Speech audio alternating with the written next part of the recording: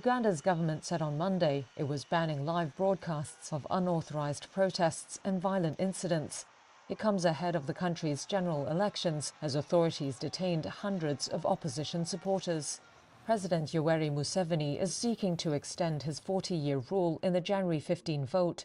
The 81-year-old faces a challenge by pop star turned politician Bobi Wine, who is just over half his age.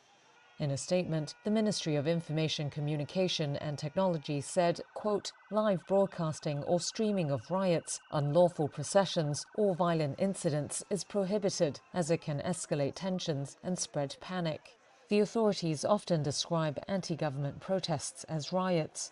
A ministry official rejected rumors that it was shutting down the internet. Claims suggesting otherwise are false claims. But it has banned the spreading of any content it described as inciting, hateful or violent. More than 50 people were killed before the last election in 2021 as security forces cracked down on Wine's supporters. They had accused Museveni of stealing the election, which the president denied.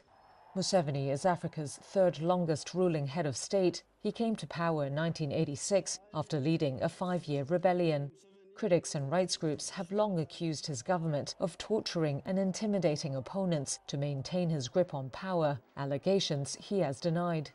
Rights group Amnesty International said on Monday Ugandan authorities have launched what it called a brutal campaign of repression against Wine supporters in the run-up to the election. Police dogs were unleashed on rally attendees. Here's researcher Sikula Oniala. Police response was sometimes very sudden.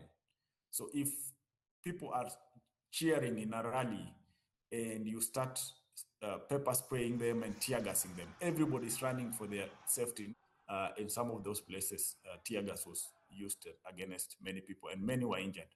Spokespeople for the government and police did not immediately respond to requests for comment on the statement by Amnesty International.